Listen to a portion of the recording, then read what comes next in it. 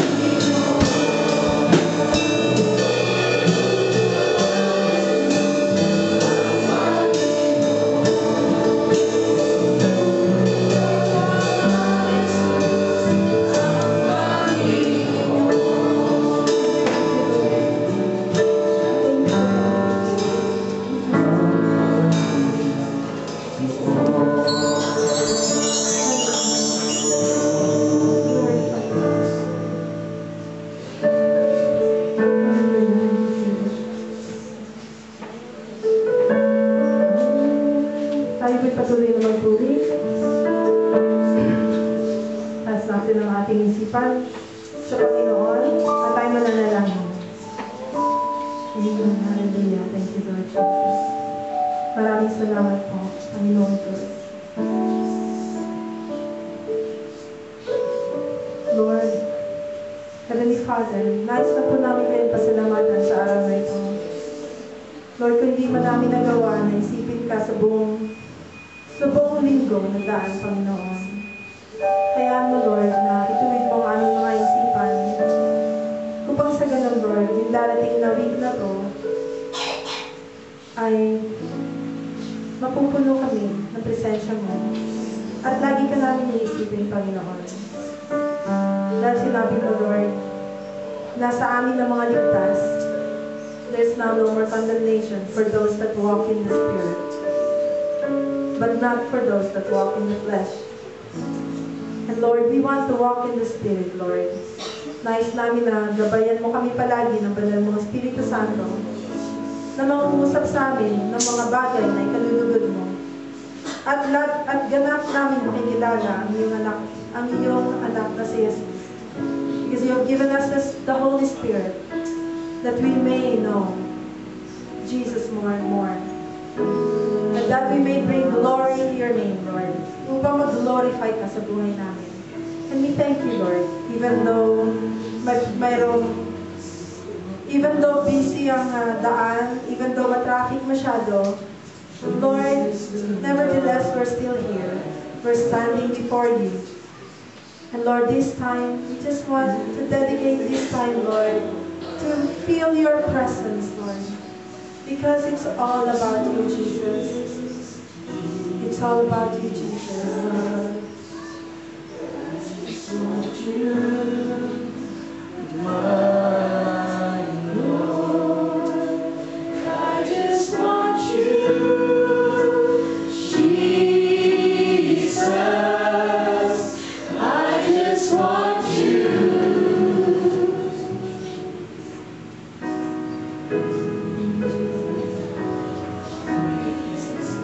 Hallelujah. Thank you, Lord Jesus. Sabihin po natin sa heart natin. Let's tell our bodies, worship the Lord. Oh my soul, rejoice in the Lord. Oh my soul. Then I say again, rejoice. Magpuri ka, kaluluwa ko. Magpuri ka sa Panginoon. Magpuri ka. I just want you.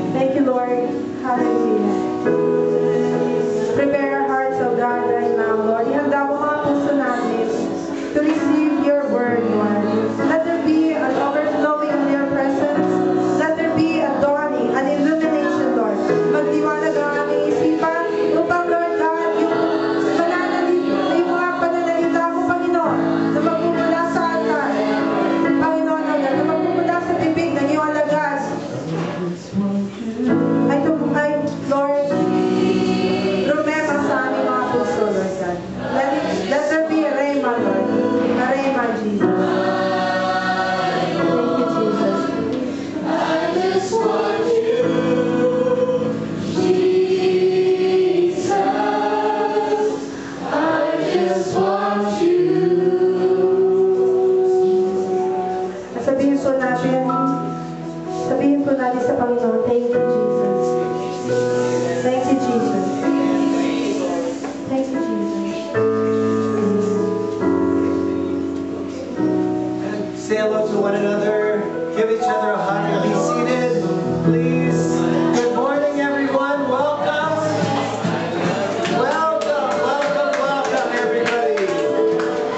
We are so happy to see you.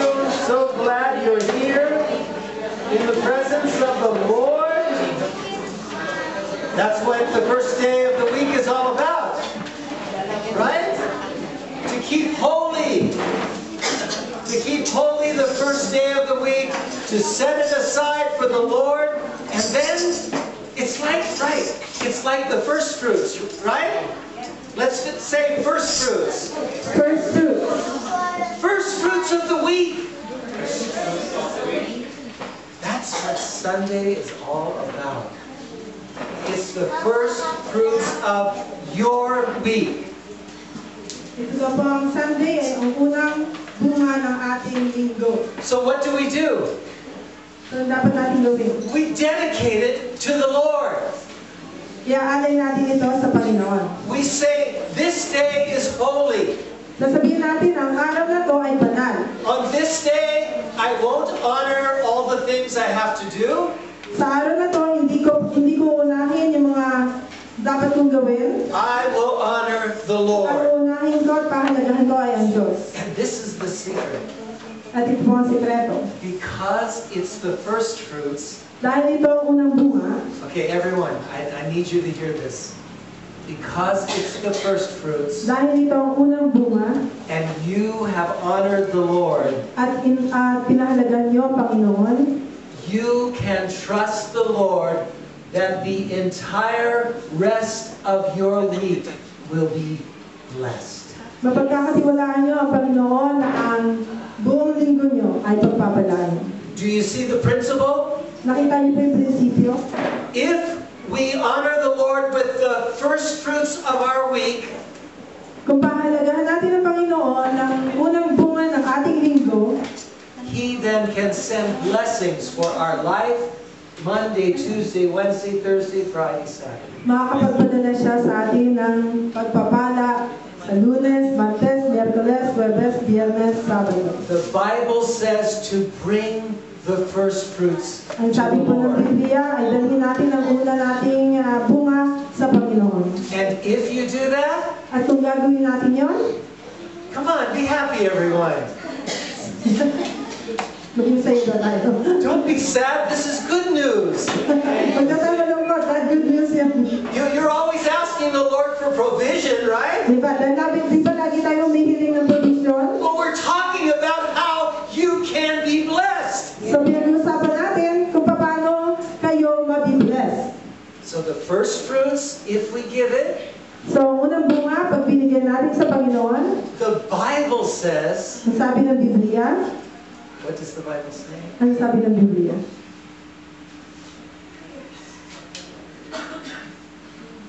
If you honor the Lord with your first fruits, your barns will be filled with plenty. That's number one. Ang una daw ay kapag in-honor natin ng Panginoon ang ating first fruits, ang ating lalagyan, yung barn, lalagyan, Okay. ay pupunuin niya. What's your barn? Ano ang lalagyan mo? Your house, Ang bahay mo. your family, Pamilya your mo. loved ones. Ang mga mahal mo sa buhay. Your barns will be filled with plenty. Amen. Number one. Yun yung number one. Unang pagpapala pa lang yun. Say, what's number two?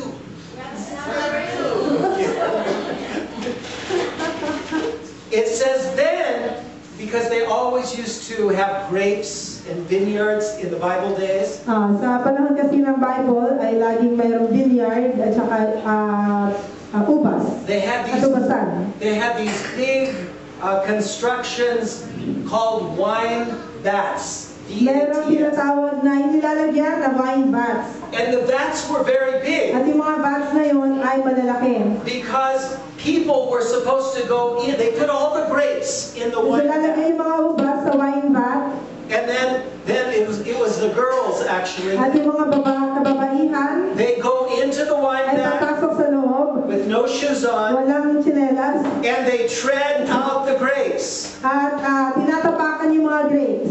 And then out from openings in the bottom of the wine At vat, yung gripo, sa gripo sa ilalim ng wine vat, the juice flows into Yung katas ng ubas ay doon buckets and lumalabas. jars, Sa containers. mga jars. Okay? Ah. So, number 2 says, and your wine presses shall overflow. At ang sabi, pangalawang pangako, ang inyong wine presses ay aapaw. And that means overflow with blessing. Ibig sabihin ay aapaw ng pagpapala. It means whatever you put your hand to during the week, So, ibig sabihin, ano man ang hawakan nyo sa buong linggo, that blessing will overflow. ay pagpapalain ng Panginoon at aapaw. If we do what? Kapag ano daw? Honor the Lord with the first fruits, the first day of the week. Yan. Pag pinalagaan natin ang Panginoon ang ating first fruit sa unang araw ng linggo. Okay. You know, for me, if I was sitting here, I always wonder, you know, what are we doing really? What are we really doing? So sa kanya po, kung siya nakaupo dito, ang lagi niya tinatanong, ano ba talaga ang ginagawa natin? I know this is church. Alam natin na ito ay simbahan. I know we've come here for the Lord. Alam natin na pumunta tayo dito para sa Panginoon. Especially sometimes when we're singing, I wonder, what are we really doing, Lord? At kapag tayo maawit, ano ba talaga ang ginagawa natin? And for me, it became really clear. Para sa akin, maliwanag. Singing just isn't singing to me. Ang pag-awit ay hindi lang isang pag-awit. Because singing can be two things. Dahil ang pag-awit ay maaaring dalawang bagay. Singing a prayer to the Lord, Pag-awit ng panalangin, or singing thanksgiving and praise to the o Lord. pag-awit ng pagpupuri at pasasalamat sa Panginoon. And so, as we were here singing together, that's what I thought of. So habang tayo maawit, nag-aawitan, yun ang naisip ko. We've come together Tayo nagsasama-sama and we're offering up our prayers unto the Lord. at inaalay natin ang ating prayer, panalangin sa Panginoon. We're singing prayers together, Umaawit tayo ng pananalangin na sama-sama.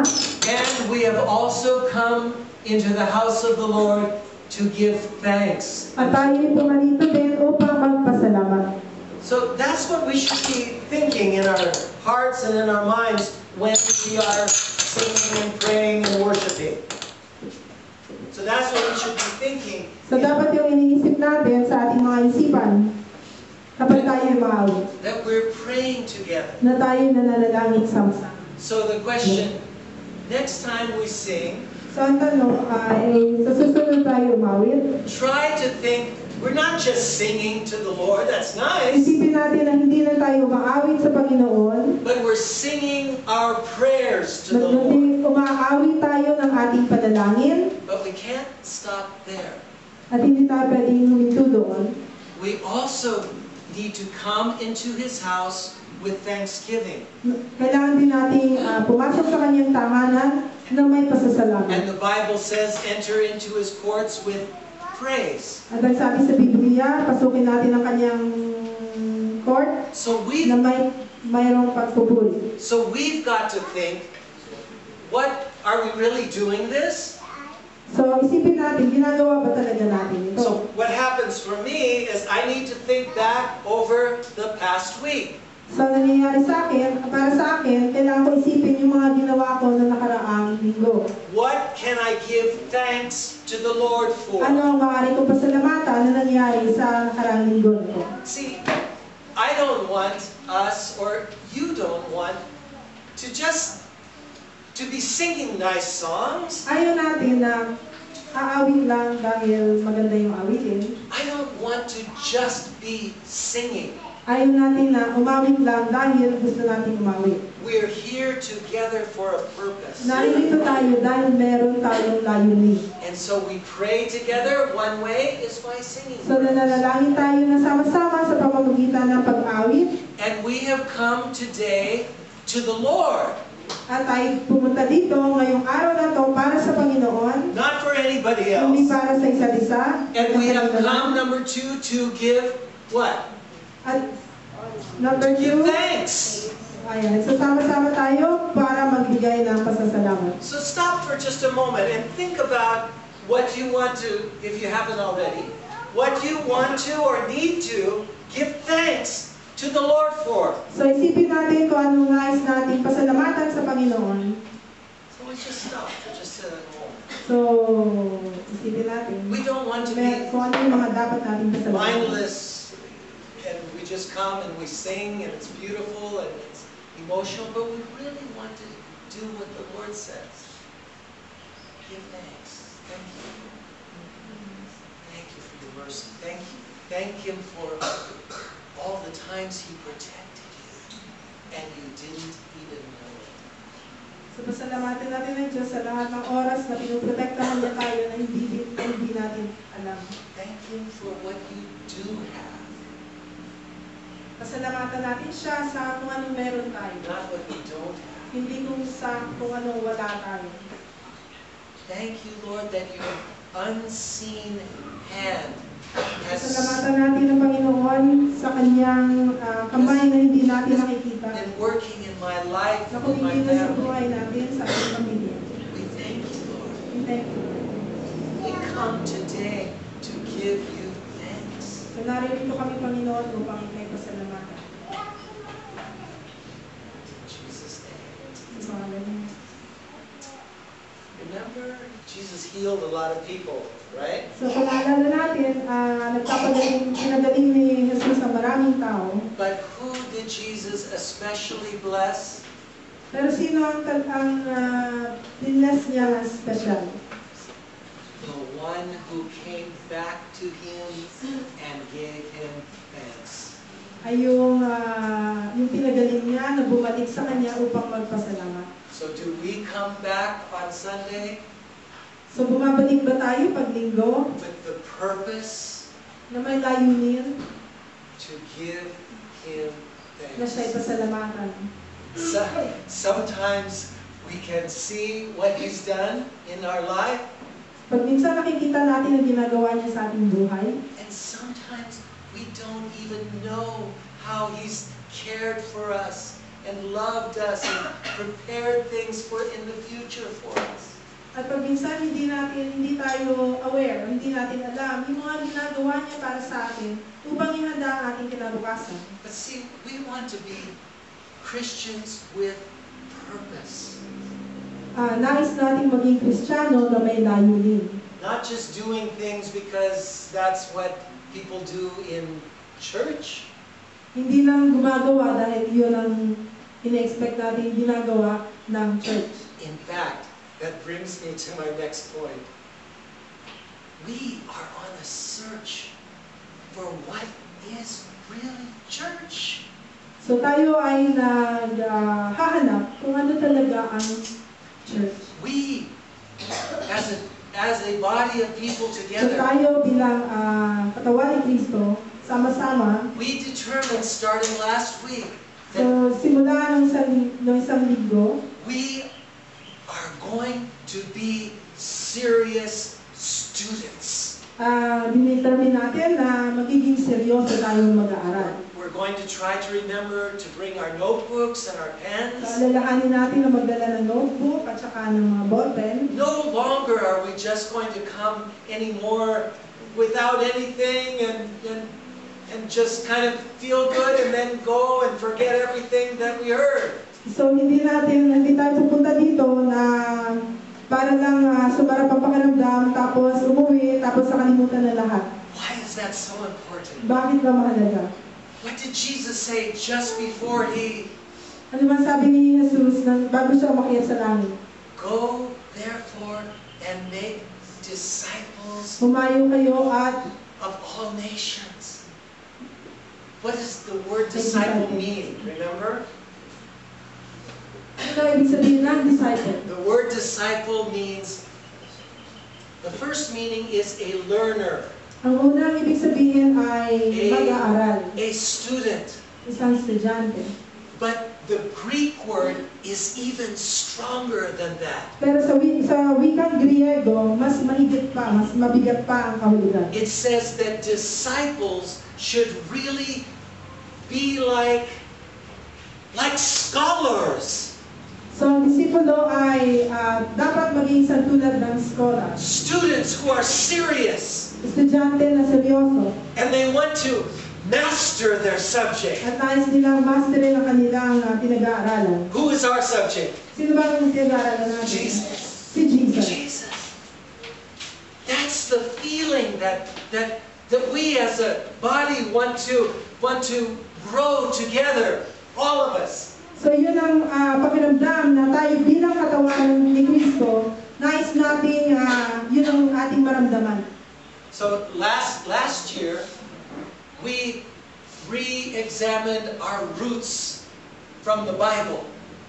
So last Sunday, Last year, ng isang taon, ay pinag-aralan natin ang ugat ng Biblia. Do you remember when we studied again the Trinity? Naalala niyo yung pinag-aralan natin ng Trinity? The deity of Ang Jesus. pagka-Diyos ni Jesus. What was water baptism's real Ano ibig sabihin meaning? ng water baptism? Who is really God? Sino ba ang Diyos? And what else? The Holy At Spirit. ang banal na Espiritu Santo. We examined those last year. Pinag-aralan natin lahat yun last year. ng But isang this taon. year, now, So ngayon, the Lord is asking us, hinihingi sa atin ng Panginoon, as Jose Rizal said, tulad na sinabi ng Sir Rizal, you can never go forward unless you study your history. hindi ka makakausap malibang pag-aralan mo ang pinagmulan mo. You know, sometimes we don't, that sounds very nice, but what does that mean? So ano ibig sabihin nito? He said it because if we don't understand our past, Sinabi niya to dahil kung hindi natin maunawaan ang ating nakaraan, we have no hope to change our future. wala tayong pag-asa na baguhin ang ating hinaharap. So we are Christians, right?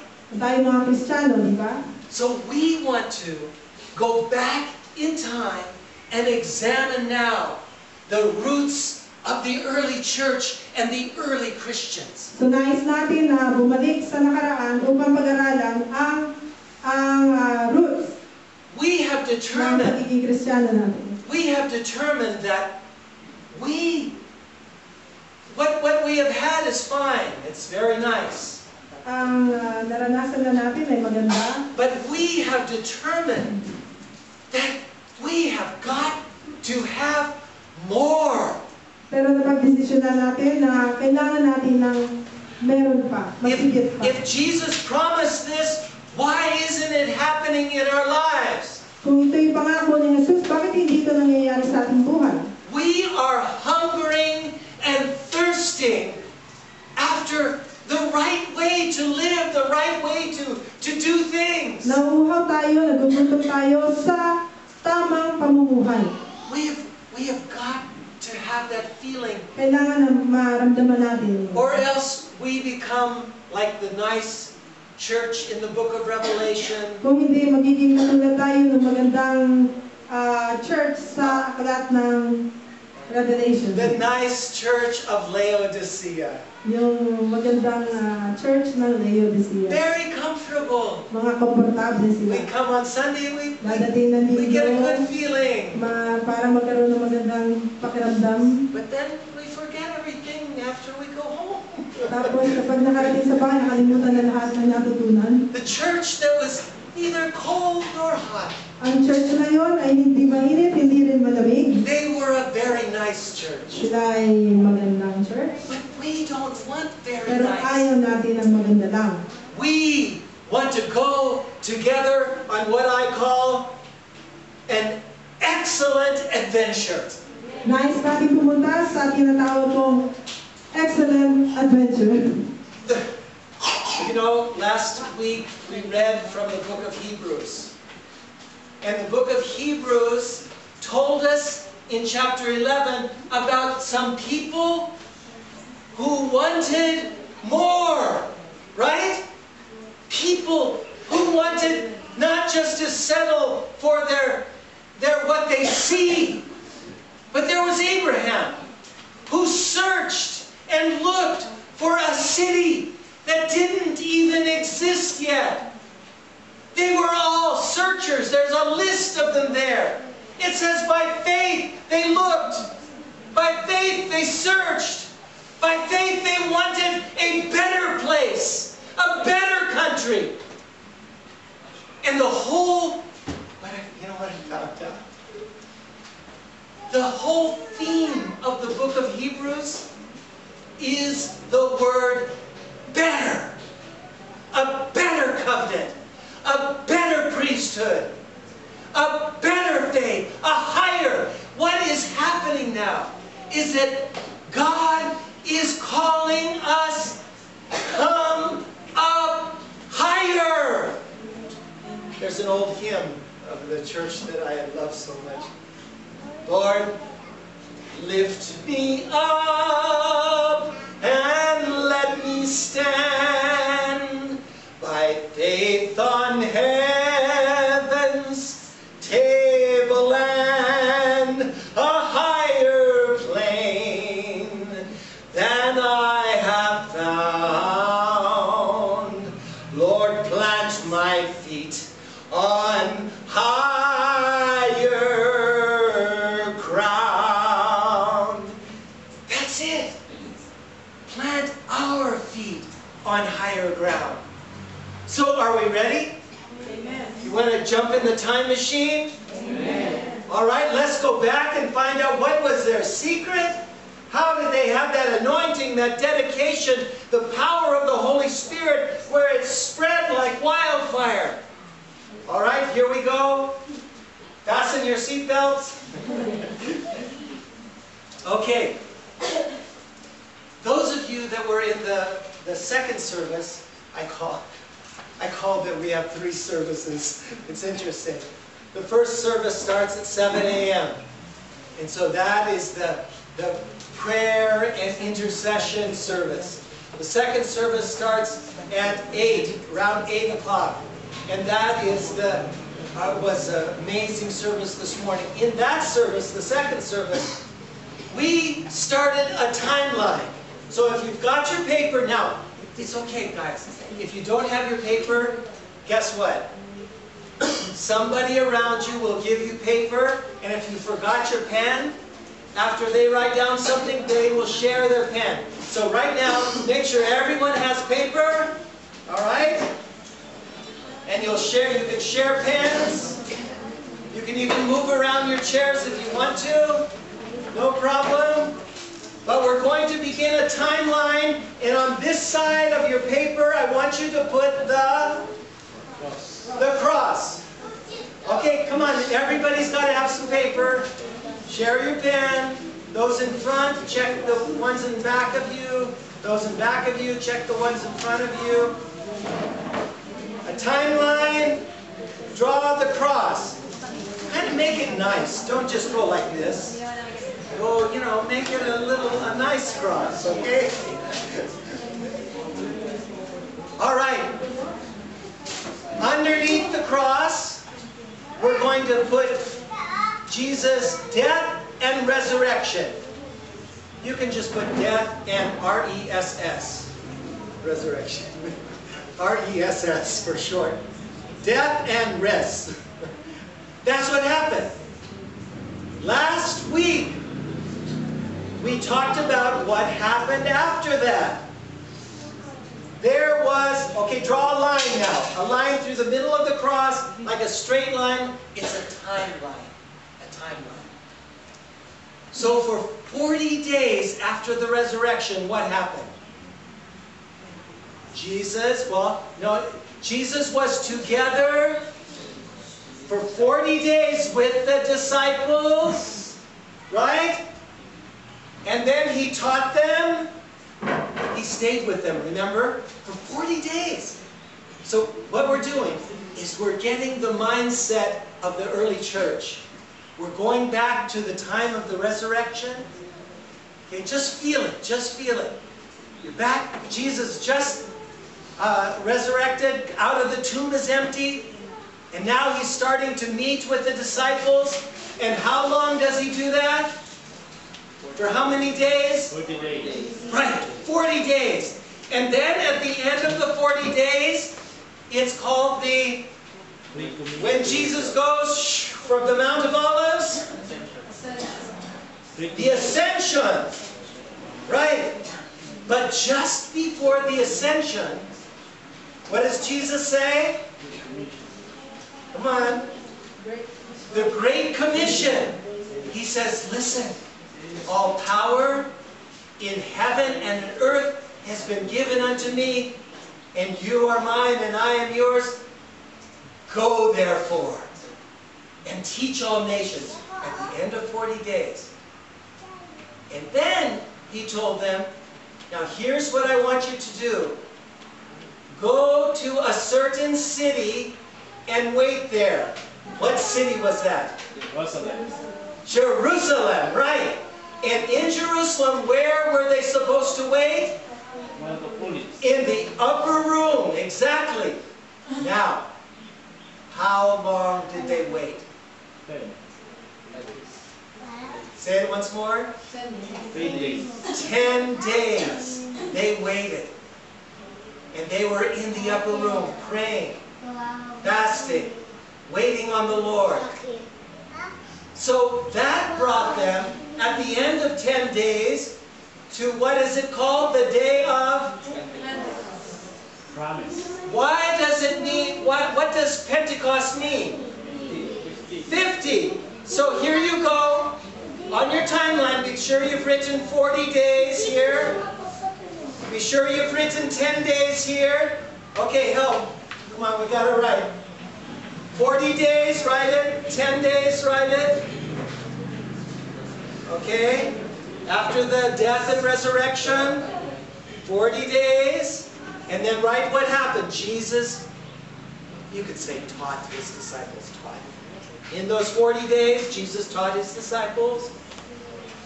The 10 days, write down where was that? In Jerusalem. Good, upper room. That was the upper room in Jerusalem. All right? So you got it all? Share your pens. I know it's hard, but that's all right. We're good sharers. We're good sharers. And it's totally understandable. But we'll share together. Okay. So then, at the end of 40 days, what was that called? Ascension. Ascension. And Mitsu will spell ascension. A-S-C-E-S-I-O. Thank you. Thanks, Jonas. Okay, so at the end of 40 days, the Ascension, and that's when he told them the Great Commission. Okay, the Great Commission. All of these things are so important. But now, we're back in time. And we're there. All of these things, we're seeing what's happening. So then, now, the day of Pentecost, what? That's 50. 40 plus 10 equals 50. On the 50th day, and this was, all of the Jews understood the 50th day. Because for them, it was the 50th day after Passover. Let me just share this with you. There is so much to learn. I mean, all of the feasts of Israel, everything ties in here to show, it's as if God made a picture that He wanted the Jews to see when the Messiah came. But those whose eyes were blinded could not see. On the 50th day, what happened? How do you say it? What is the day of Pentecost all about? What is it? Okay. Okay, so on day 50, you've got to write down 50. On this, here's the timeline. And you make these different marks, the cross. Then after 40 days, another mark going down like this. And then this mark in 10 days. And now 50. You write 50. What did we say it was? The day of? Okay. So, on the day of Pentecost, it was the Holy Spirit. The Holy Spirit. Because Jesus said, right? It was the fulfillment Because remember, when Jesus, just before he went up, he said, "Go to Jerusalem and wait, and I will send you the promise of the Father." The promise. So there we come now to 50 days, the day of Pentecost, and the Holy Spirit is being poured out. And so, the Holy Spirit comes down. And to the Jews, let me say it again, they knew exactly what day this was. It was 50 days from Passover. That was the very day that Moses was up on top of Mount Sinai. And he received the finger, God's finger of fire, writing the 10 Commandments on the stone, on the tables of stone. Right?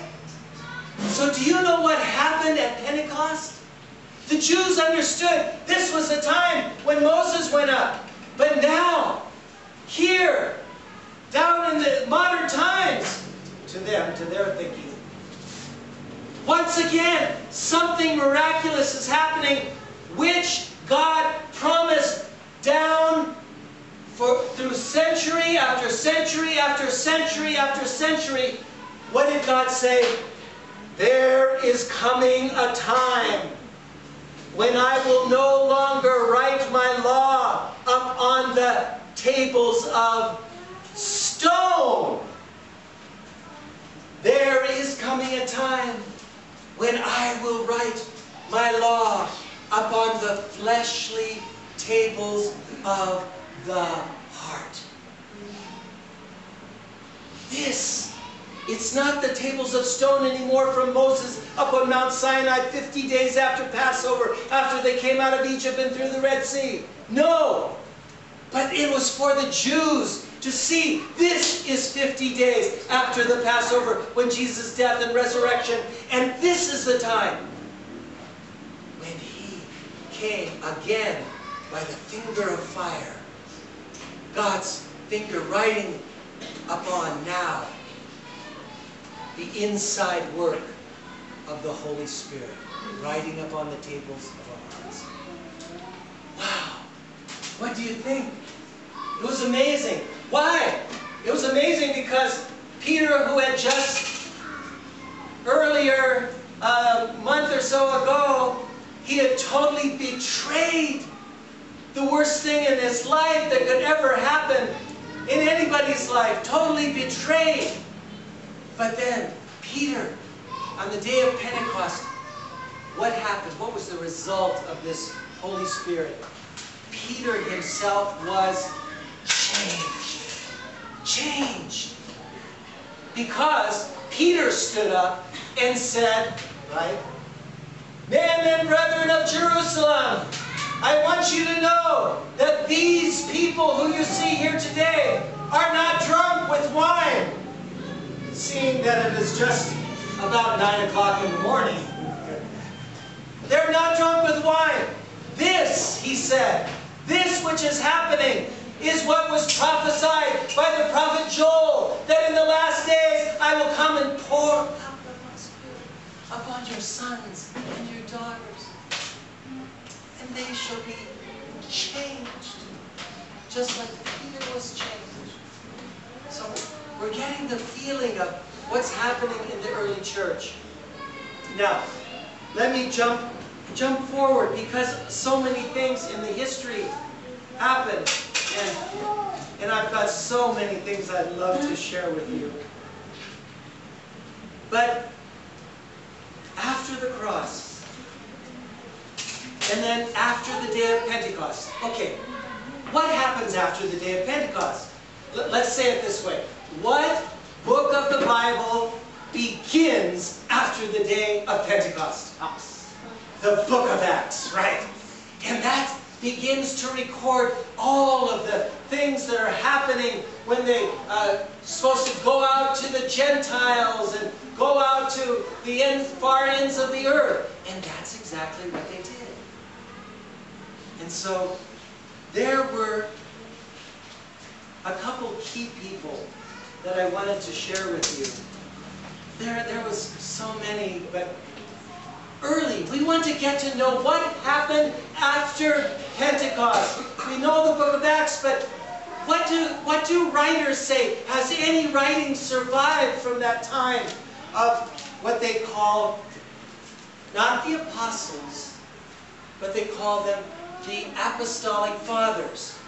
So in the history of the church, which we should know, there's the apostolic time, there's the apostolic fathers, and then there's the church fathers. So you might write that down.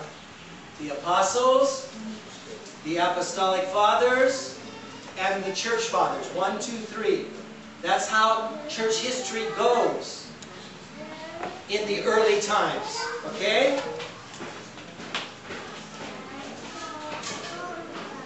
Where to begin? You know, they were scattered out from Jerusalem.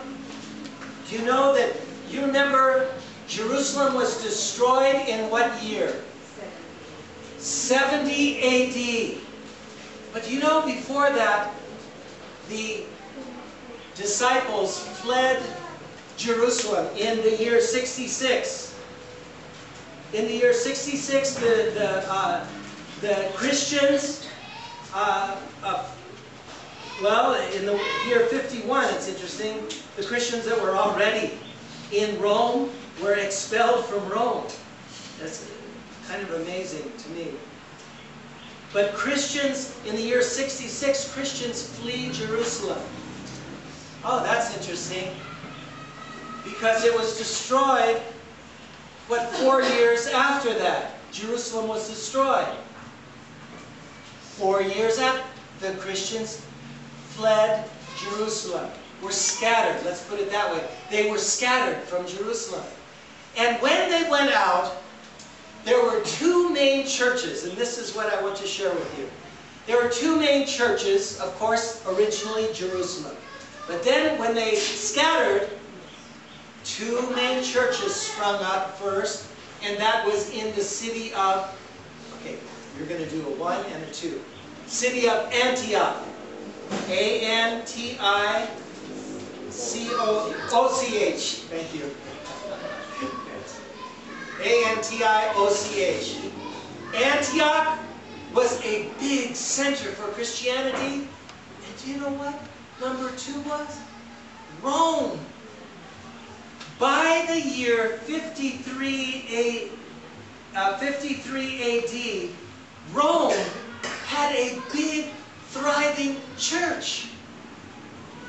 And the 2 characters that I want you to remember now in our study, our serious study of the early church, is the main character from Antioch and the main character from Rome.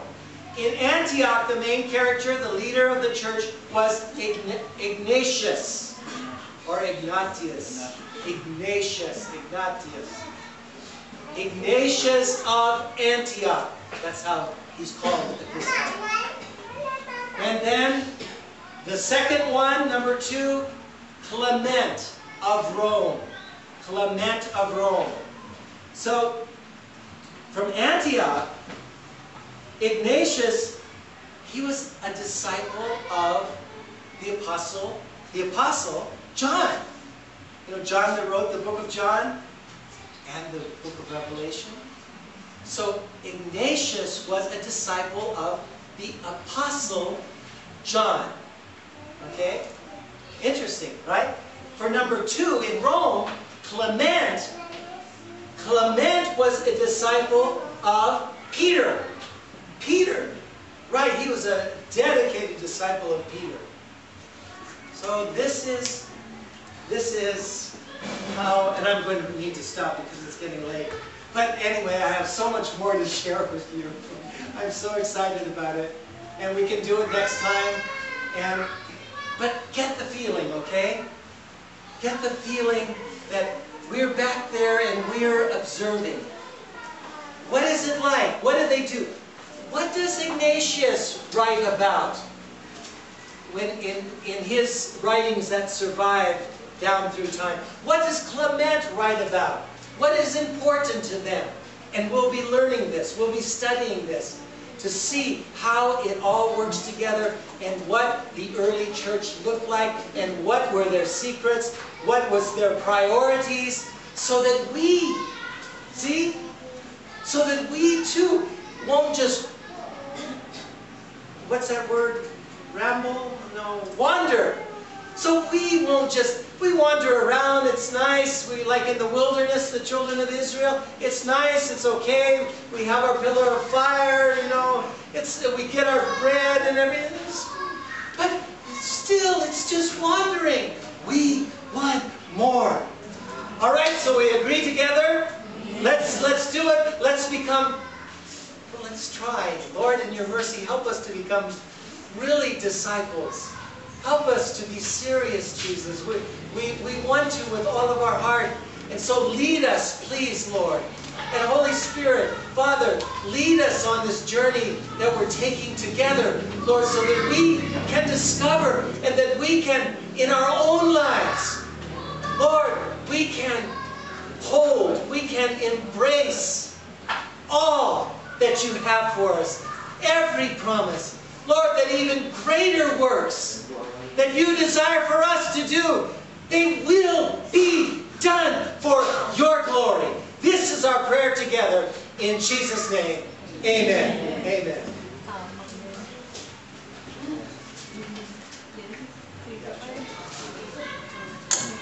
Okay, praise God. May natutunan po tayo. Medyo may history lesson tayo sa early Christians. At alam ko po, para tayo nasa eskwelahan, so medyo pag-isa na antok, gano'n. Pero hopefully may napuno tayong lahat. Kasi po, exciting na pag-aralan. Nabalikan natin yung nakaraan para mas better tayo. Sa gagawin, mas handa tayo sa gagawin ng Lord ngayong last days. Amen? Ayan. So, ang next po natin ay magkakaroon tayo ng tithes and offering para sa Panginoon. Yeah. At yun po, ito din yung first fruits na tinatawag. Ang tithes is 10% na income natin. Dahil, pag minsan, di ba yung mga magsasaka, yung binibigay nila yung kanilang, yung first fruit nila, yung kanilang, kunang ani, gano'n. So, gano'n din po tayo. The reason we're doing this is we're honoring the Lord. Sabi nga, 10% lang hinihingi ng Lord, hindi 90%. Kaya gano'n. Generous ang Lord kasi 90% sa atin, 10% lang sa Kanya. Gano'n. So, it's not for God kasi God is rich. So, but it's for His work. Gano'n. Sabi niya, para that there may be food in His house. Ganun po ang purpose ng tithes sa offering natin. And also, ang emphasis kasi, sabi kasi ng Lord, no? Dalawa lang naman ang, dalawa lang ang amo. Ano yung dalawang amo? Dalawa lang ang master. Ano yung dalawang master? Sino yung isa? Si God. Ang isa? Mammon. Ano yung mammon? Money. Ganon. So, kung hindi tayo naglilingkod sa Diyos, kanino tayo naglilingkod? Sa money. Ganon. Kaya pag minsan, masyado tayo, pag hindi tayo, wala tayo sa church, naglilingkodan natin pag minsan, busy tayo saan? Pagtatrabaho. Ano ba yung pagtatrabaho? Money. Ganon. So, kailangan, ang Kristiyano, number 1 natin muna, sino? God. Ang money, siya will be blessed. Ganon. Hindi yung number 1 natin money, wala namang blessing ng Lord. Kaya pag money ang inuna natin, puno ng problema. Baon tayo sa utang. Kasi inuna natin pera. Kaya nahin natin ng Lord, lahat na pangangailangan natin, ibibigay niya. Amen? Amen. So, yun po ang prinsipyo na kailangan huwag natin kalimutan. Pag hindi sa Lord, hindi Lord ang inuna natin, most likely inuuna natin kabuhayan. Ganon. At ang kabuhayan, pera yan lagi. Ganon. So, ang heart natin, always, Jesus first, and then everything else will be added unto us. Amen? Tatas po natin ang ating offering. At saka tithes. And let's pray. Tatas po natin ang mataas. Let's give it up to the Lord. Heavenly Father, we give you our tithes and offering. Lord, dahil nasa pagbibigay ang pagtanggap, Panginoon. And Lord God, our 10% tithe and our offerings are a sign, Lord. Simbolo ito, Panginoon God, na ikaw ang inuuna namin at hindi ang pera, Panginoon God. Na ang pera, hindi kami master, hindi namin master ang pera, kundi ang pera ay under mo, Panginoon God. Na you are the master. You are our master. And Lord, we subject Mammon to your kingdom, Panginoon God. And we give our tithes and offering by faith. In faith, Panginoon. Na may pananampalataya na ang lahat ng kailangan namin, Panginoon o God, ay bibigyan mo sa amin. Dahil sinabi mo, hanapin muna ang kaharian ng Diyos. At ang lahat ng pangangailangan namin na pinagkakabalahan namin ipag-worry, Panginoon o God, na nagiging source ng aming pag-aalala sa buhay, lahat yun idadagdag mo sa amin. Maraming salamat, Panginoon. And let us give this offering with respect because we are serving a God who deserves our utmost respect. So when we come forward and present our offerings, pag tayo pumunta dito, nagdumikit. Ayan. Pag pumunta tayo sa unahan, let us prayerfully give our offering to the Lord and sabihin natin, Lord, by faith, I believe you will provide everything that I need this week. In Jesus' name. Amen.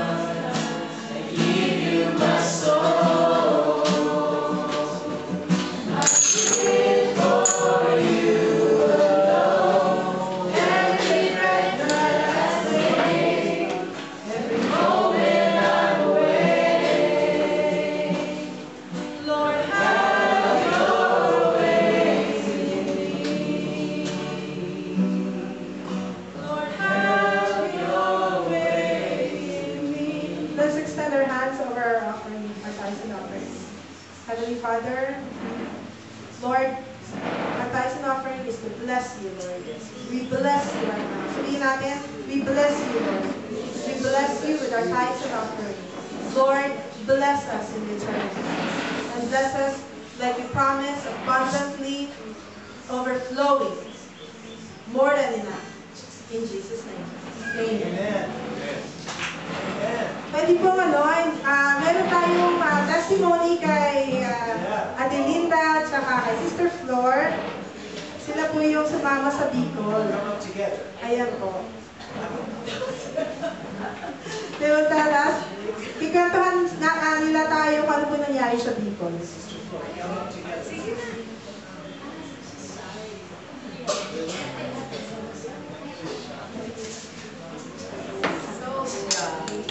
All right, Linda.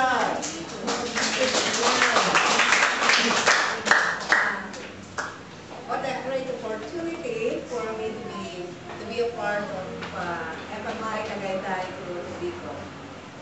And greetings from FMI sa Barangay San Carlos and Barangay Ligao, Bicol.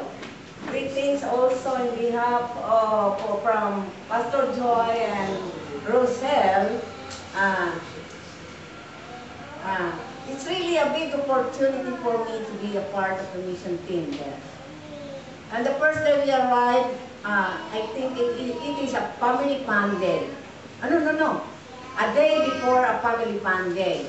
And I have observed during that time the hard work and dedication of Pastor Joy and Rosel as they go for the whole day, going to their, I think Pastor Joy go to Barangay Ligao just to inform, I think, the members that tomorrow is a big day.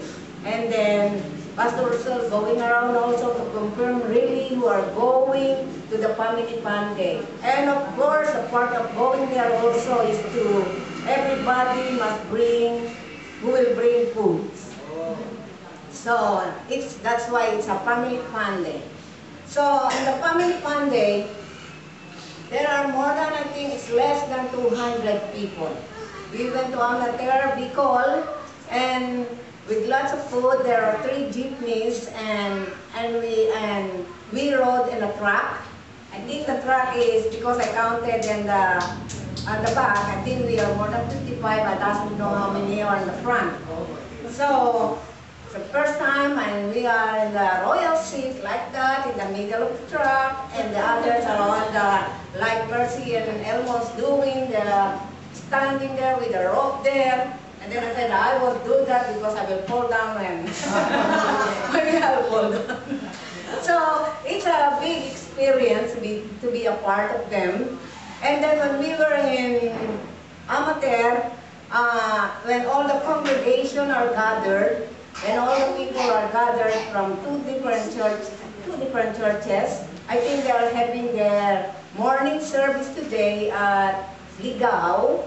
And in the afternoon, they will be in, I think, 1 o'clock at Barangay San Carlos.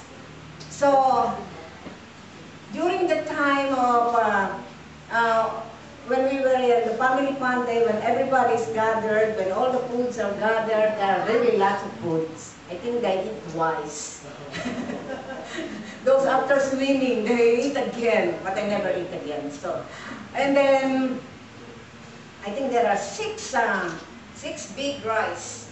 They never finished it. There's too much rice. So, and there are too many foods, like the Bicolano specialty, like langka and the lying, but it's fiery.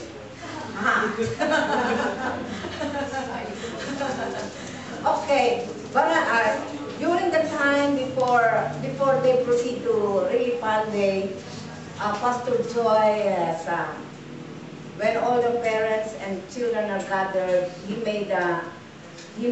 preached about the role of the children towards their parents and how the children must respect and obey their parents. I think he discusses the Ephesians 5, when we, the children, must really obey and respect our parents, so we will have a good life, I think. When you fear your and then the role of also of parents towards their children. How they will raise up their children in the fear of the Lord. That's the main thing, because it's a family day. Is that it's about parents and children relationship. And later on, Pastora made a little message too. And then afterwards, after everything, all the people that who will be baptized were gathered in one corner. Because, and also, a greeting also from Tina, you know Tina, who is very dedicated also, and she's really ministering to house, children to children there, so they will, so That's really a great commission. Oh, you are really doing it.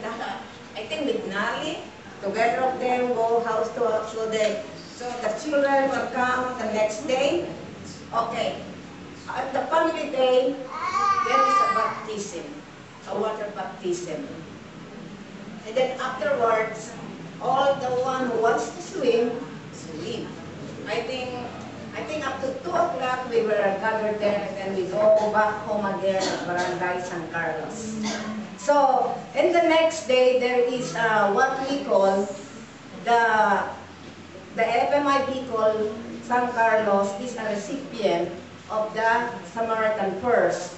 I will explain to you what Samaritan Purse is. Samaritan Purse, most of the Christian churches abroad, Canada and United States, before Christmas, there are lots of shoe boxes in every church. And if you belong to the church there, if you are interested, you can get shoe boxes and fill this up. There is a age limit, like 3 to 5, and 5 to 9, and 10 to 14. And then everything there is what you will give. Yeah? Okay. Thank you. And hello. Hello? Okay. And then in those boxes you have to put everything, because they said like toothpaste, pencil, some or t-shirt, clothes, whatever you, because every people give in the way they want to give. Some are very cheerful giver, they give more than beyond. More than beyond. And then there are only 99 boxes they received, and the first day, on that day, or Thursday, my last day there, they have to give it first to the believers, the children of the people who come to church. I think there are more than 30 children right there, 30 or less than 40, I think.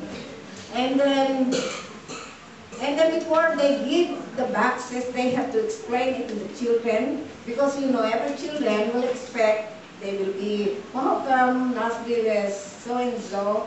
He got an iPhone, he got an iPad, and so they have to explain that there will be no jealousy, because every boxes are different, because it comes from different people. So the children were able to, and then Pastora was able to minister to the children for almost 30 minutes, I think. So, and then Pastor Joy, before they distribute all the boxes. So, really, during the distribution of the boxes, there is an order there, okay? Every time I call Nasbil's name and call him, they doesn't have to open the boxes yet. Because all the boxes must be open together. And then every time the children come, you can see the smile. How you make them so happy when they receive the gifts. So, especially when they open the gifts, oh my goodness me, you see really the happiness, the joy that they, even the teenagers, when they receive, I think 10 to 14, of course, they receive all those t-shirt and blouse and everything. They're so happy. So, and that's the conclusion, but to this afternoon, I think they will give to the unbelievers. So I think the church will be, there are lots, I think it's more than 50, more children are coming that is unbelievers with their parents. So one way to minister to the people, and the church, and they are really they are only doing a house church. In the house is quite small. It's overloaded according to them, which is true. I see them with only 30 children. It's almost filled up all the salas, and the pulpit is the balcony, they call it. And so it's a nice experience to be there, to be part of the ministry of Bicol. My sister doesn't want to talk, so I talk. Thank you po, Sister Linda. So, praise God. Hindi kami nakarating dahil kailangan sikasuhin yung lilipatan. Pero next time, next year, kapag pumunta ulit ng Bicol, mag-ipon na po kayo. Magkano ba pamasahin? I think, ang kailangan 1,000 going, no? Tapos 1,000 back? 500 only. Depende sa pass. Depende sa pass, yeah. So, yun. So, yung may mga heart sa mission, gano'n. There are many ways to get involved in missions. Tapos po, ipag-pray natin si Pastora kasi namamaga yung paa kaya wala yun dito ngayon. Nagpa-check up kasi siya sa doktor doon kasi biglang lumupo yung paa niya. Sabi ni Sister Flo, nung papaalis na, biglang namaga yung paa. So, siguro ayaw pa siya paalisin doon. So, nagpa-check up siya. Sabi ng doktor, yung iniinom niya gamot ang cause ng pamamaga.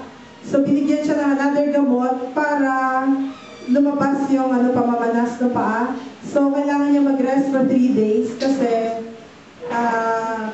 kung saan hindi lahat yun eh. So, hindi pwede magbiyahe. So, hopefully, she'll be with us next Sunday para mag-translate yung Master Davis. Siya na yung gifted sa translation. Tapos, so we'll pray. Kasi Sister Babes naman can't make it today dahil mayroon yatang ginawa sa school, no? Oo, parang tinatawag siya. So, let's just pray for them. Kasi sabi ni Sister Babes, please pray for me. Kasi gusto niya na sa church. Kaya wala siyang magawa pag school lang tumawag. So, let's pray for them. Okay? Hallelujah. Lord, we lift up to you, Pastor Sean. And Lord God, we speak healing. Lord, we send healing. Your healing power, Lord. We send it to her. Right now, Lord, sinasaway namin ang sakit niya in the name of Jesus. Ang pamamanas, sinasaway namin sa pangalan ni Jesus. And Lord God, we send the healing power, Lord, right now, Lord, na you, whatever your purpose is for Pastora to stay there, Lord God, make people feel in your name. At Lord, kasabay ng pag-obey niya is her healing. Yes. And Lord, guide her na makabalik siya dito, na mapayapa, Panginoon o God, at walang anumang aberyang mangyayari. Lord, we want her to be here with us whole. In Jesus' name. And Lord, we also pray, lift up Sister Babes. Lord God, her desire to be with us, na makasama dito sa sambahan, but she's not here. Lord, we know her desire, and you know her desire. We just pray, Lord, that you will just give her peace inside her heart, Lord God, that you are with her. Be her strength, Lord. Whatever it is that the school is asking her to do, Lord, give her the strength of 100 man, so that she can fulfill them in the name of Jesus. Amen. Amen. We've got a Announcement? Yeah. a special announcement. We're going to start, God willing, Wednesday night at 6, movie night. So, any of you with what are we having? Lamb sarap. Oh, popcorn. Popcorn and movie night, Wednesday. So, yung po mga anak niyo, baka gabihin. You're all invited. Hanggang 8 lang naman yun. And we'll sing along with the movie. Yes. Any songs.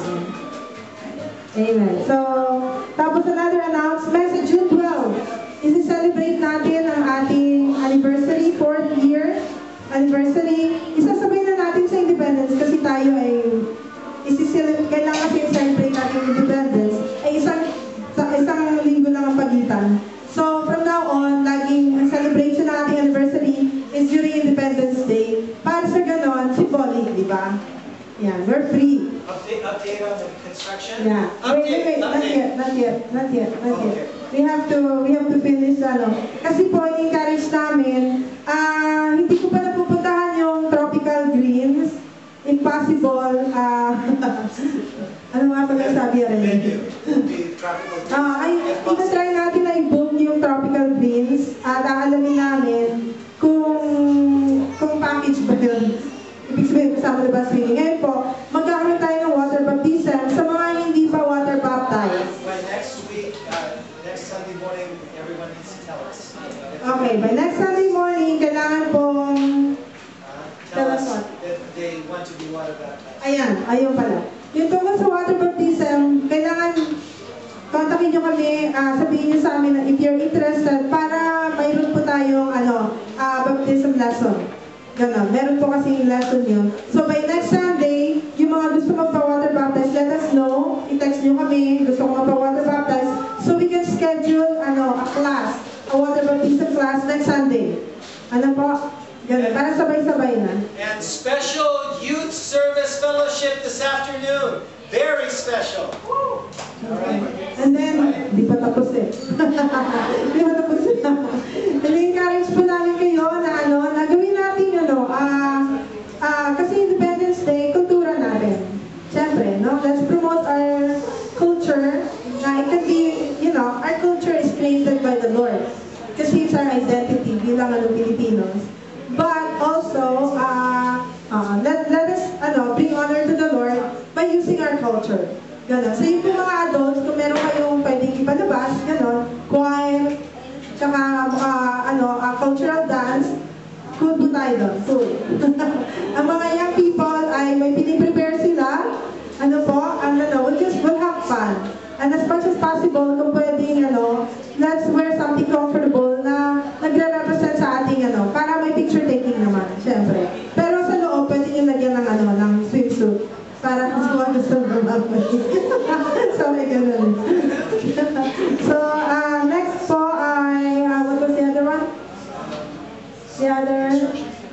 Ang update sa construction, nagsimula na po si Kuya Boying, galing Mindoro, tinutulungan niya tayo magawa yung lilipatan natin. Ngayon po si Kuya Boying. Ayan. Mangyain. So, yun po, hopefully, na in 2 weeks to 3 weeks time, maumpisahan ng mag-transfer. Yung po mga gusto tumulong, kailangan namin yung muscles. Yan. Taga-buhay. Ganon. So, we'll let you know kung kayo po. Ano po? We'll let you know. Ayun lang. Any other announcements? Okay, can we stand? Let's stand, all right? Yes, practicein lang natin yung kaliwa, sabihin sa kanan, the blessing of the Lord be upon you. Okay, sabihin mo kaliwa kay kanan, we bless you in the name of the Lord. Ulit, dito, the blessing of the Lord be upon you. We bless you in the name of the Lord. Okay, God bless you all. God bless you. The Lord bless you and keep you. And make His face to shine upon you. At magbatian po tayo sa isa't isa para magkakilanlan.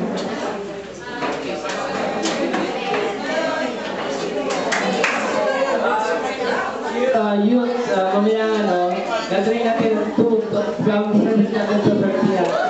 Mag-bring your friends kasi gawin natin memorable yung mga natin mamaya. Yung youth service.